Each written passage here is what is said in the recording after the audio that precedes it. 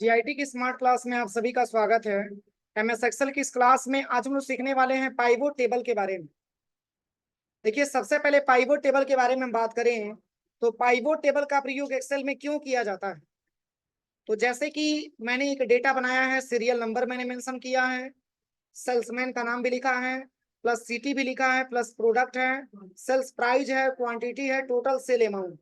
इस तरीके से मैंने एक डेटाबेस बनाया है जिसमें कि किस इंप्लाई ने किस सिटी में कितने रुपए का कौन सा प्रोडक्ट सेल किया है, उसका एक डेटा मैंने तैयार किया। तो जैसे कि मान के चलिए, अगर आप किसी कंपनी में काम करने चले गए और वहां से अगर आपको इस तरीके से डेटा मिले और आपको ये कहा जाए कि केवल सिंगल एम्प्लाई का आप डेटा ये फाइंड आउट करके दिखाइए कि किसी सिंगल एम्प्लाई ने किस किस सिटी में कितने कितने रुपए का सेल किया है, तो पार्टिकुलर एम्प्लाई का सेल अमाउंट आपको ज्ञात करने के लिए आपको डाटा आपको पाइवोट टेबल की रिक्वायरमेंट होती है। जैसे कि इसमें हम देख पा रहे हैं, जैसे कि इसमें सोनू 2 जगह सेल किए हैं, ध्यान दीजिए, ठीक है ना। तो सोनू का रिकॉर्ड एक जगह मतलब यहाँ पे इकट्ठा करके दिखाएगा कि सोनू ने टोटल कितने रुपए का सेल किया। तो पाइवोट टेबल का प्रयोग हम करते हैं डेटा को सॉर्ट करके देखने के लिए, उसका रिजल्ट देखने के लिए। जैसे कि अगर बहुत बड़ा सा टेबल हमारे पास अवेलेबल है और डेटा को सॉर्ट करके अगर हमको रिजल्ट जानना हो, तो इसके लिए हमको पाइवोट टेबल की रिक्वायरमेंट होती है। आप इंप्लाई के हिसाब से जान सकते हैं, प्रोडक्ट के हिसाब से जान सकते हैं, और सिटी के भी हिसाब से आप जान सकते हैं। और इसी के साथ साथ हम लोग डेटा को सीखा जाएगा कि अगर कोई डेटा रो में है तो उसको हम कॉलम में कैसे कन्वर्ट करेंगे, या कॉलम वाले डेटा को रो में कैसे कन्वर्ट करेंगे। तो देखिए, इस तरीके से आप डेटा बना लीजिएगा। बनाने के बाद सबसे पहले पूरे डेटा को आपको एक साथ सिलेक्शन कर लेना है। सिलेक्शन करने के बाद आपको इंसर्ट टैब में चले जाना है। इंसर्ट टैब में जाने के बाद यहीं पे एक ऑप्शन आपको मिलेगा पाइवोट टेबल, दिख रहा है ना, इसी पे क्लिक करिएगा। क्लिक करने के बाद ऐसा इंटरफेस आपके सामने आएगा। इसमें 2 ऑप्शन आपको मिलेगा, choose where you want the pivot table report to be place. मतलब जो ये पाइवोट टेबल का आप रिजल्ट जानना चाहते हैं, उसके लिए आप प्लेस क्या देना चाहते हैं, स्थान क्या देना चाहते हैं। इसमें 2 ऑप्शन आपको मिलेगा। न्यू वर्कशीट का मतलब ये होता है कि नया वर्कशीट पे आपको रिजल्ट दिखाएगा, और अगर आप एग्जिस्टिंग वर्कशीट ले लेते हैं तो इसी पेज पे आपको ये रिपोर्ट्स फाइंड आउट करके दिखाएगा। तो जैसे कि यहाँ पे आ जाते हैं सबसे पहले लोकेशन पे। लोकेशन पे आने के बाद आप वो लोकेशन दीजिए जहां पे आपको रिपोर्ट जानना है, और बस यहाँ से आपको ओके कर देना। यहाँ तक कोई दिक्कत? अब देखिए, यहाँ पे जैसे ही आप ओके बटन पे प्रेस करते हैं, ऐसा इंफॉर्मेशन आपके सामने आ जाता है। पाइवोट टेबल फील्ड्स लिखा हुआ है, इसमें सीरियल नंबर भी लिखा है, सेल्समैन भी लिखा है, सिटी भी है, प्रोडक्ट है, सेल्स प्राइस है, क्वांटिटी है, टोटल सेल अमाउंट है। तो टोटल सेल अमाउंट निकालने के लिए मल्टीप्लाई किया गया है किसमें? सेल्स प्राइस में क्वांटिटी से, तब जाकर के ये टोटल सेल प्राइस आया है। चलिए, यहां से हमको करना क्या है, नाम के हिसाब से हमको फाइंड करना है। टोटल एम्प्लॉइयों का नाम कितना दिखा रहा है? 8 दिखा रहा है, लेकिन इसमें फिल्टर करके आपको दिखाएगा। यहाँ पे मैंने ले लिया सेल्समैन। कोई ऐसा सेल्समैन का नाम जो 2 बार लिखा हो, इसमें 2 बार लिखा है, तो ये डेटा को फिल्टर कर लेता है। फिल्टर का मतलब, अगर एक ही नाम 3-4 जगह लिखा हुआ है, उसमें से एक बार वो नाम को एक्सेप्ट करता है और उसका डेटा पूरा आपको फाइंड आउट करके दिखाएगा। इसके बाद अब किस एम्प्लॉय ने कितने रुपए का सेल किया है, इसके लिए आप ले लीजिएगा टोटल सेल अमाउंट। समझ में आ रहा है? अब इसमें बता दिया कि महेश ने 20,000 रुपए का सेल किया है। अब कैसे पता चलेगा? तो चलिए इसका हम रिपोर्ट एक बार जांच कर लेते हैं।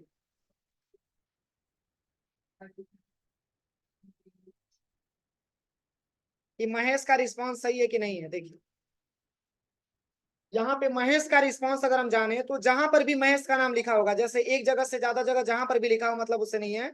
आप यहाँ पे चेक करिए, अगर यहाँ पे हम देखेंगे तो महेश ने यहाँ पे सेल किया हुआ है, और कितने रुपए का?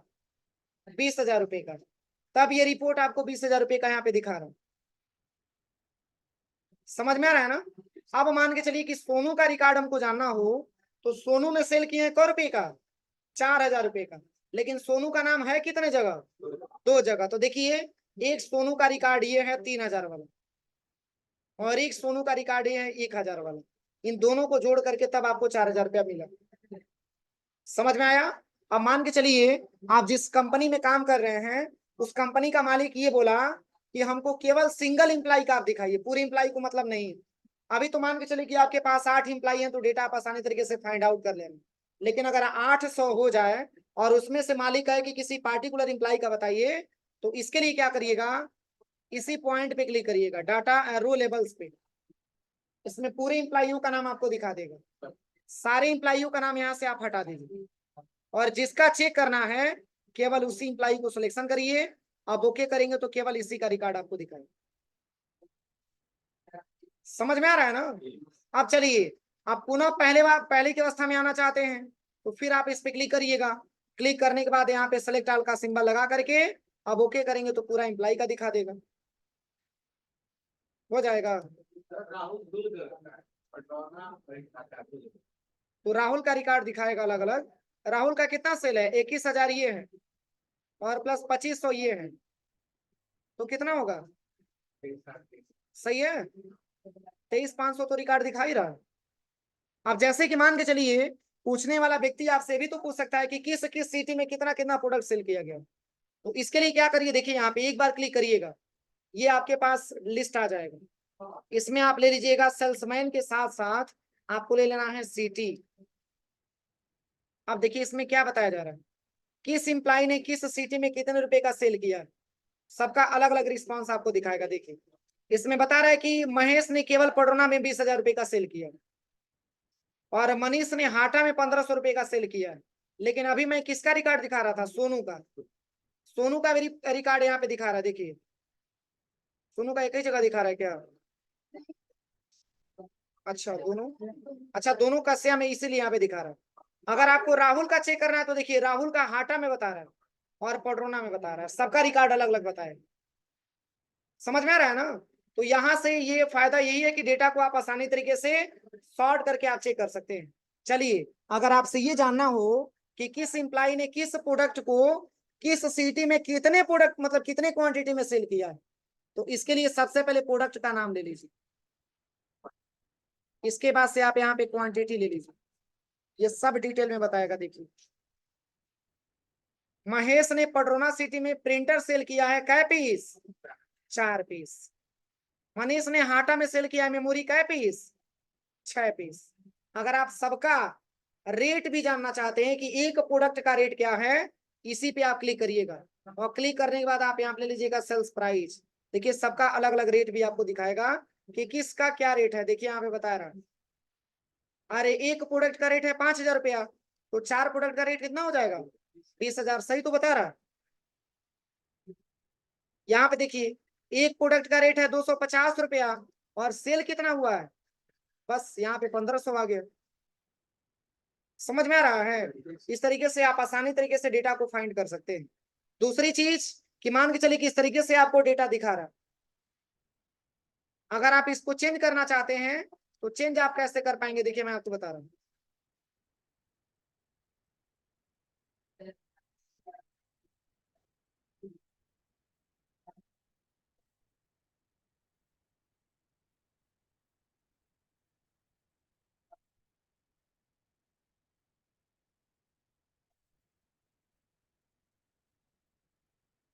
एक बार और समझ लीजिए कहाँ कहाँ मैंने गया था। देखिए सबसे पहले क्या करेंगे, पूरे टेबल को एक साथ हम सिलेक्शन करेंगे।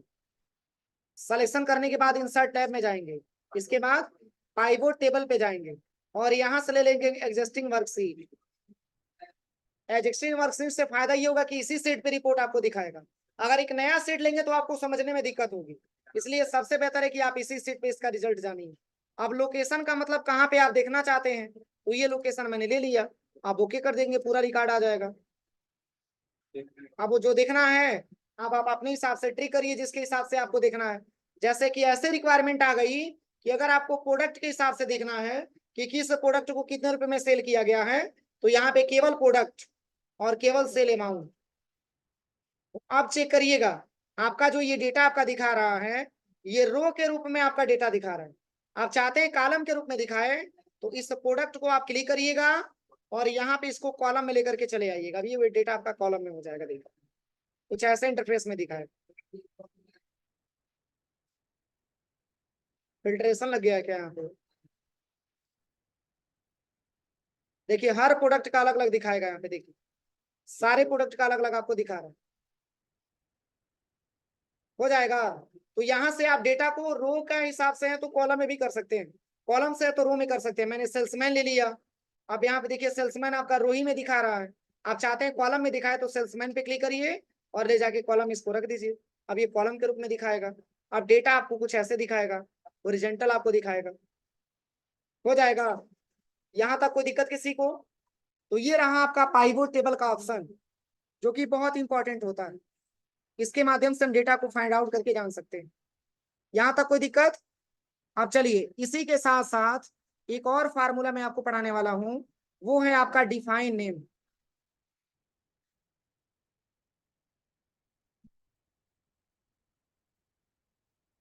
देखिए डिफाइन नेम वाला फार्मूला हो जाएगा ना, ये भी फार्मूला।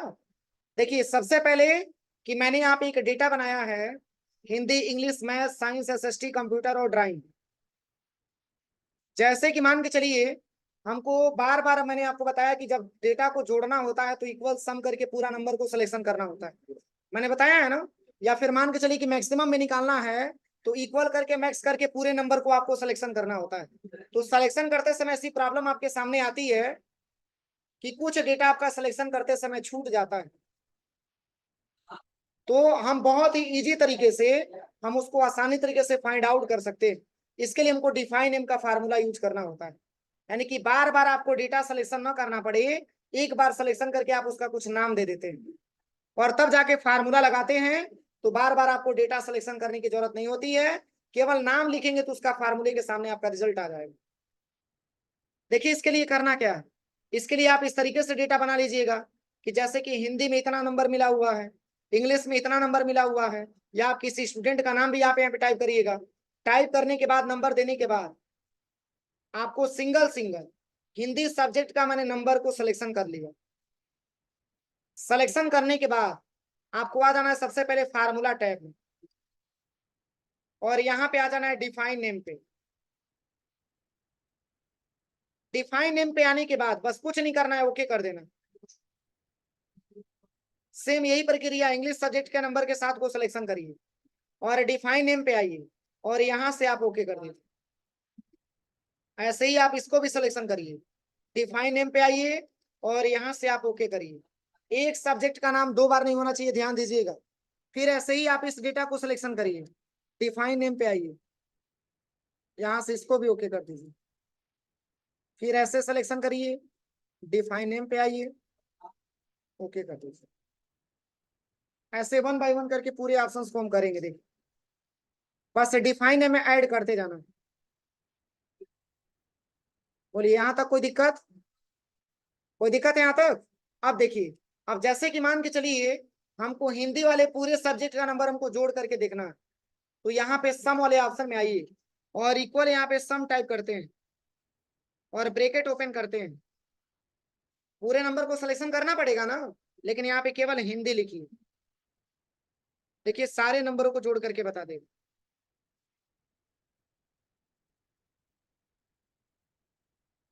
सही है। जैसे कि यहाँ पे आप रिपोर्ट चेक करिए, इक्वल सम और ब्रैकेट ओपन,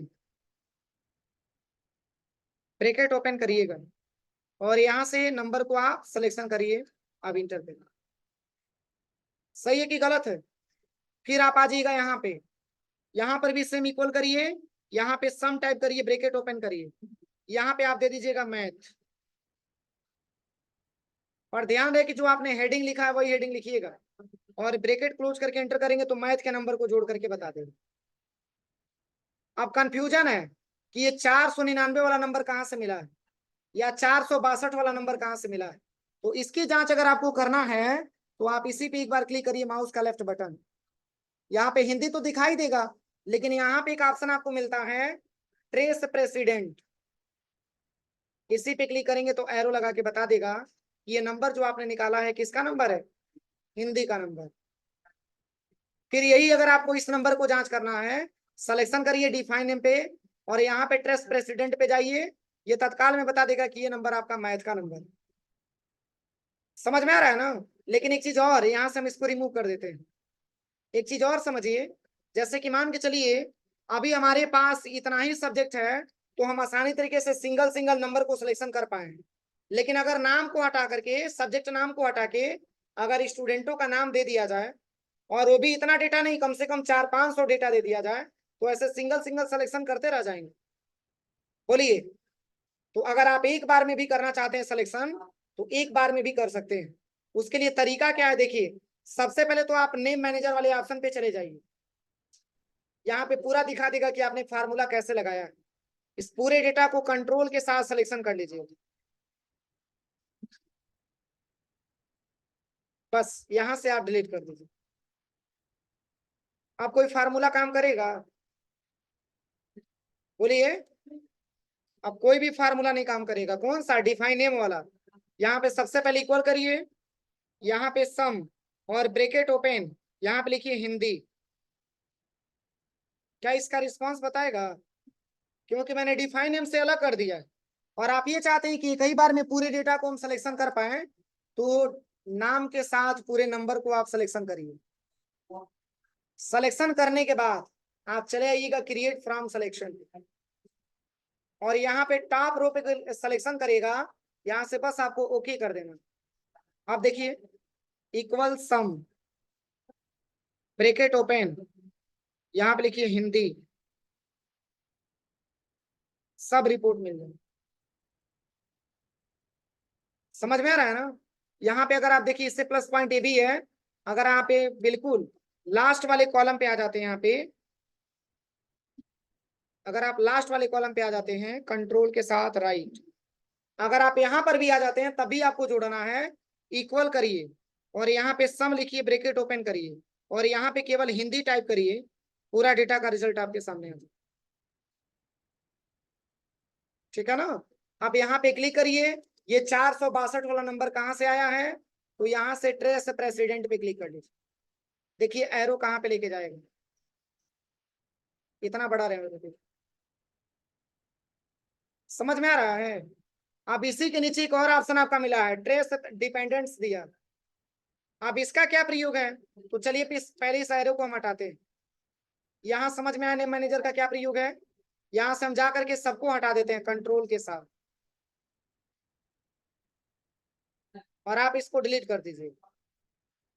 डिलीट करने के बाद अब यहाँ पे क्या करना है, आप हिंदी वाले पूरे सब्जेक्ट वाले नंबर को नाम के साथ सिलेक्शन करिए और डिफाइन नेम पे जाकर के ओके कर दीजिए।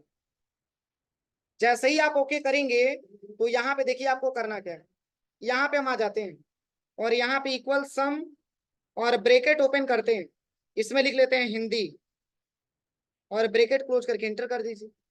ये 462 आ गया ना? अब यहाँ पे आ जाइएगा, इक्वल सम इक्वल एवरेज और ब्रैकेट ओपन, यहाँ पे आप लिखिए हिंदी और ब्रैकेट क्लोज करके एंटर कर दीजिए। ये दोनों नंबर किस सब्जेक्ट का है? हिंदी का है ना? बस हिंदी वाले नाम के साथ पूरे नंबर को सिलेक्शन करिए और यहाँ पे आ जाइएगा ट्रेस डिपेंडेंट्स। इससे जो भी जुड़ा हुआ वैल्यू होगा, ये हाईलाइट करके दिखा देगा कि ये वैल्यू कहाँ कहाँ से प्राप्त हुआ है। हो जाएगा प्रैक्टिकल, जहां पर भी होगा वहां तक बता देगा। देखिए जहां तक भी होगा वहां तक बता देगा। ये इतना बड़ा एरो है, लेकिन हाँ इसके लिए सिंगल सिंगल आपको फार्मूला लगाना पड़ेगा। यही आपका डिफाइन है। तभी पे नहीं, सीट दूसरे पे, तब दूसरे एरो पे कहाँ से लेके जाएगा? एक ही सीट पे एरो, रिजल्ट निकाल सकते हैं, कोई दिक्कत नहीं है, लेकिन एरो वाला एक ही सीट पे काम करेगा। हो जाएगा, बिल्कुल हो जाएगा। देखिए मैं दिखा रहा हूँ, यहाँ से मैंने इसको हटा दिया। यहाँ पे 462 नंबर किसका है? हिंदी का नंबर। आ जाइए यहाँ पे चूज फार्मूले पे, अब यहाँ पे इक्वल सम bracket open Hindi bracket close inter, किसी भी पेज पे आप इसका रिजल्ट ले सकते हैं। हो जाएगा। यही आज की क्लास में पढ़ना। इस तरीके से क्या होता है?